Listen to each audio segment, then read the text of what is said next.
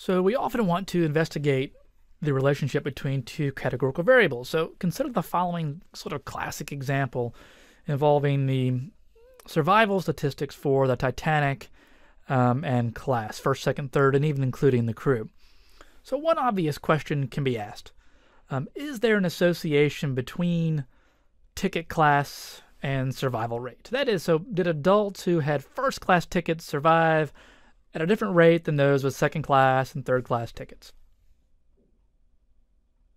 So straight marginal distributions don't really reveal associations between categorical variables. So let's look at the column percentages.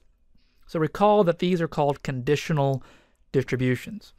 So there certainly appears to be an association between survival rate and class. Survival rates seem to differ between the classes, including the crew.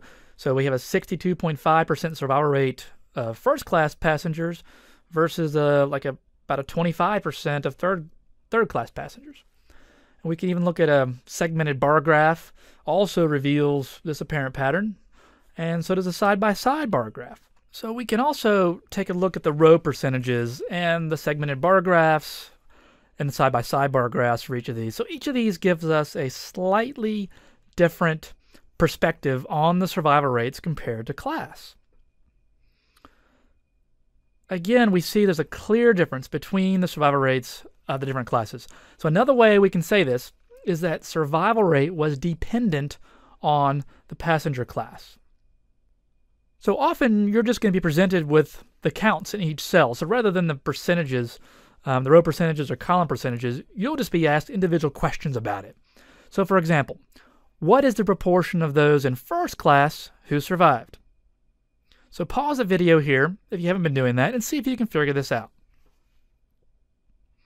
So what we do is we're going to limit ourselves to looking at the column of first class. So we look at first class and we say, what is the proportion of those in first class who survived? So we look at those who were alive, which was 203, and divided by 325, 0.625. Another question, so what is the proportion of those who survived who were in first class? So now we're going to look at the alive, those who survived. Only focus yourself just on that one row that I highlighted here. And we say, okay, how many of them were in first class? 203, and divide that by 711. And we get about 0.286.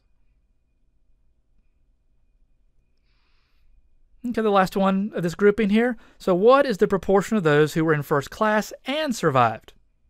Again, pause the videos here to see if you can get these.